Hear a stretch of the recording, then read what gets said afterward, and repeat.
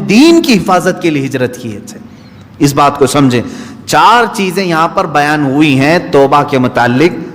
جو لوگ ایمان والوں کے ساتھ اٹھایا جانا اپنے آپ کو پسند کرتے ہیں، وہ سب سے پہلی چیز اپنی پرانی چیزوں سے، نفاق تھا یا کفر تھا. تقویٰ کا کیا مطلب ہے؟ اللہ سے ڈرنے کا مطلب، اللہ کے رسی کو مضبوطی سے تھام لو، اس کا مطلب کیا ہے؟ آج ہم لوگ جانیں گے حضرت علامہ مولانا مفتی سلمان اظہری صاحب قبلہ کے منہ سے. حضرت جو ہے آج ہم لوگوں کو بتائیں گے ان تمام چیزوں کا مطلب، اللہ سے ڈرنے کا مطلب کیا ہے، توبہ کا مطلب کیا ہے، تقویٰ کا کیا مطلب ہے، اس زمانے میں اگر کوئی زنا کر لے تو اس کے لیے کیا سزا ہے، سب کچھ مفتی صاحب قبلہ بتائیں گے.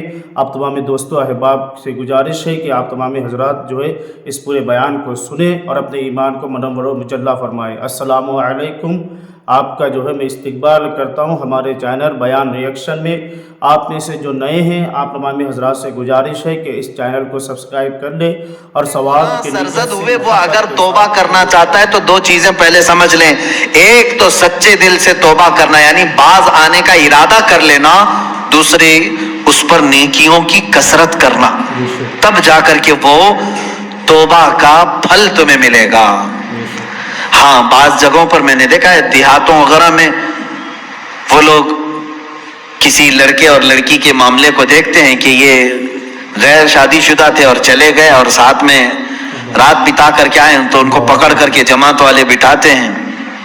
اسلامی سزا ہے نہیں، آپ دے نہیں سکتے.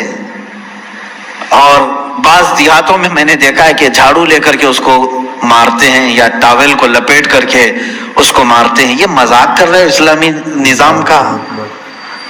مذاق ہے اسلامی نظام کا.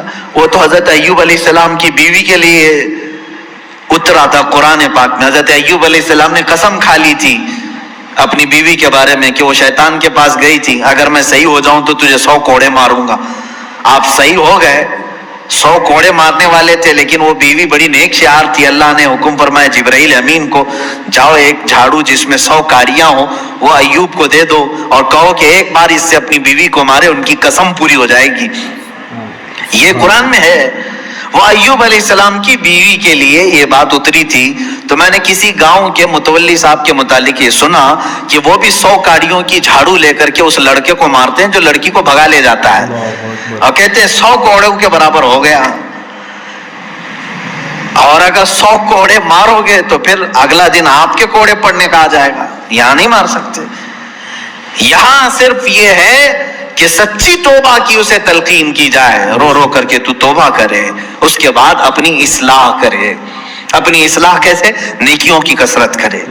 پہلے نماز کم پڑھتا تھا تو اب زیادہ کر لیں، نفل نہیں تھے تو نوافل کی زیادہ تعداد کر لیں، درود مبارکہ آیت کریمہ کا ورد زیادہ کرے. یوں ہی سمجھ لے کہ بیماری کے بعد جب آدمی اٹھتا ہے تو اسے ٹونک لینی پڑتی ہے، اچھی غذا دینی پڑتی ہے تاکہ اس کی جو گری ہوئی صحت ہے وہ جلدی صحیح ہو جائے. گناہ کرنے کے بعد بندے کی روح اسی طرح بیمار ہوتی ہے. توبہ کے بعد اسے ٹونک دینے کے لیے نیکیوں کی کثرت ضروری ہے. سبحان اللہ. وہ نوافل کی کثرت کرے. نمبر 3 وَاعْتَصَمُوا بِاللَّهِ، اللہ کی رسی مضبوطی سے تھام لے. یہ اللہ کی رسی ہے کیا؟ اس پر ہی بہت گھنٹوں تفسیر ہو جائے گی. یہ قرآن پاک میں گزر وَاعْتَصَمُوا بِحَبْلِ اللَّهِ، 4 پارے میں یہ آیت گزر چکی ہے. اور یہاں اللہ نے فرمایا وَاعْتَصَمُوا بِاللَّهِ، اللہ کی رسی مضبوطی سے پکڑ لو. اللہ کی رسی کیا ہے؟ آسمان سے کوئی چیز لٹک رہی ہے کہ اس کو پکڑ کر کے جھولتا رہے گا، چھوڑے گا نہیں. اللہ کی رسی، مفسرین کے الگ الگ اقوال ہیں. قرآن پاک اللہ کی رسی ہے. بے شک اسے جو تھام لیا گویا کہ وہ اللہ کی رسی کو پکڑ لیا. رسول پاک صلی اللہ تعالی علیہ وسلم کی ذات اللہ کی رسی ہے. حضور صلی اللہ علیہ وسلم کو جو تھام لیا، ان کی تعلیمات کو، وہ اللہ کی رسی کو پکڑ لیا ہے.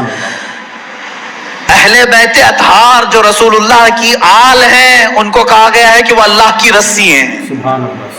ان کو جو تھام لیا وہ اللہ کی رسی کو پکڑ لیا. اہل اللہ جو ہیں اولیاء کاملین، یہ اللہ کی رسی ہیں. ان میں سے کسی کو اس نے تھام لیا وہ اللہ کی رسی کو پکڑ لیا. تو توبہ کرنے کے بعد اور 2 چیزیں ایکسٹرا ہو گئی. ایک اصلاح دوسرے نمبر پر اللہ کی رسی کو پکڑنا ہے، یعنی قرآن لے لو. قرآن کو لے لینے کا مطلب یہ نہیں ہے کہ پکڑ کر کے زندگی بھر رہے، قرآن کی تعلیمات پر چلے، بے شک قرآن سے لگاؤ اور محبت بڑھا لے اور اس کی تلاوت کثرت سے کرے. یہ اللہ کی رسی ہے. حضور پاک صلی اللہ علیہ وسلم سے محبت زیادہ کر لے، وہ اللہ کی رسی ہے. بے شک اور ایک بات یاد رکھیں، میں آپ سے کہتا ہوں، یہاں میرے پاس ایک رسی ہے، ایک اس کا سرا، ایک کونا میرے پاس ہے، ایک باہر، اور آپ نے اس رسی کو پکڑ لیا، اور جب میں رسی کھینچوں تو سیدھے آپ کس کے پاس آئیں گے؟ میرے پاس آ جائیں گے، بلا تشبیہ و بلا تمثیل. اللہ نے قرآن میں فرمایا اللہ کی رسی کو پکڑ لو، یعنی اللہ رب العزت کی جو رسی ہے وہ خود خدائے قدیر و جبار کے دست قدرت میں ہے، اور اس رسی کا ایک سرا، ایک کونا دنیا میں ہے، وہ رسول پاک کی شکل میں ہے، بے شک سبحان اہل بیت اطہار کی شکل میں ہے، قرآن عظیم کی شکل میں ہے.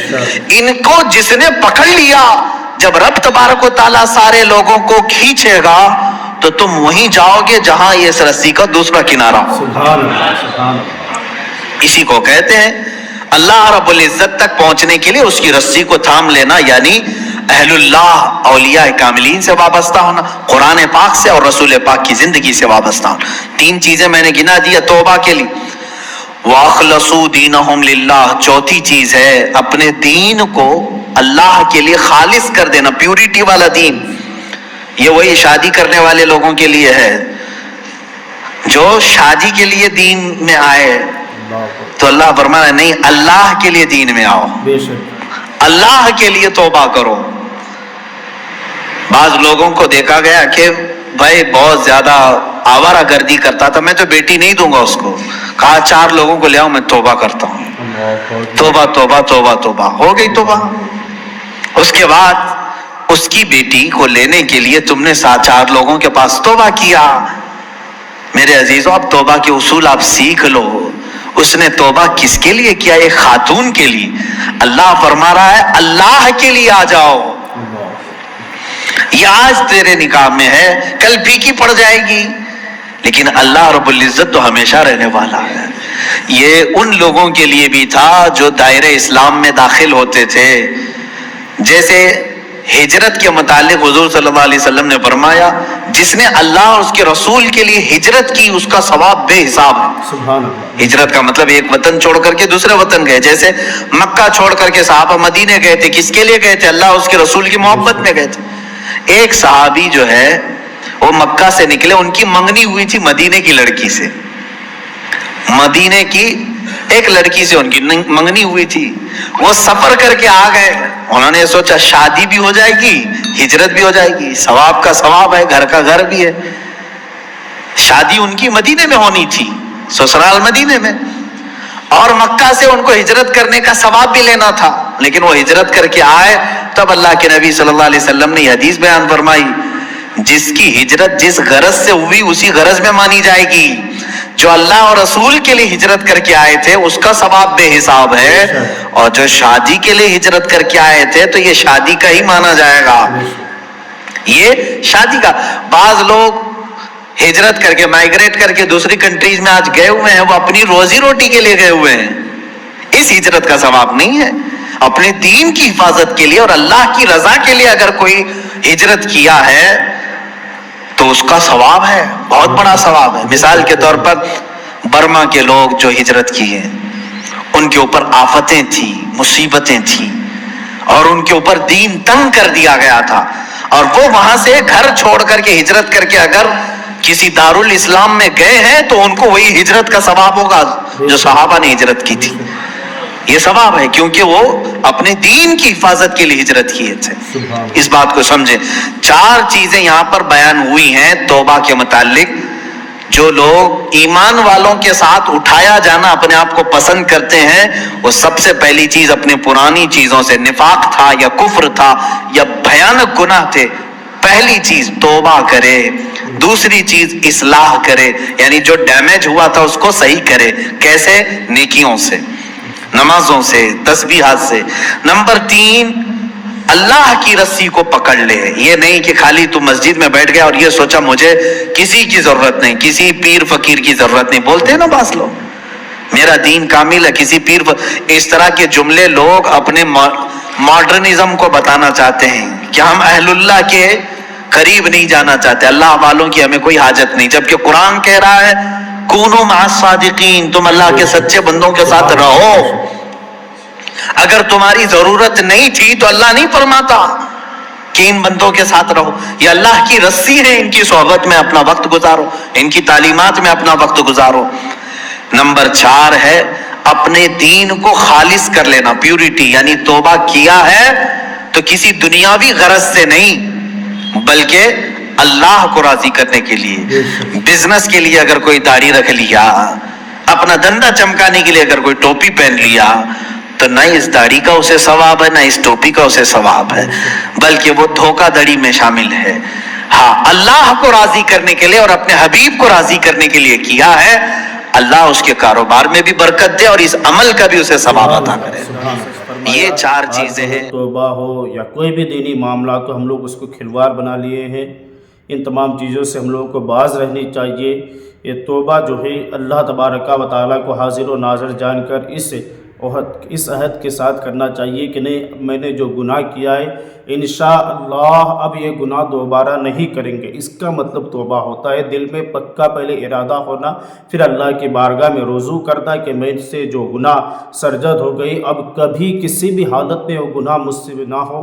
اس کو جو ہے توبہ کہتے ہیں. اللہ کا خوف ہر حالت میں بندے کو ہونا چاہیے, کوئی دیکھے یا نہ دیکھے میرا رب جو ہے ہمارے شہرک سے بھی زیادہ قریب ہے.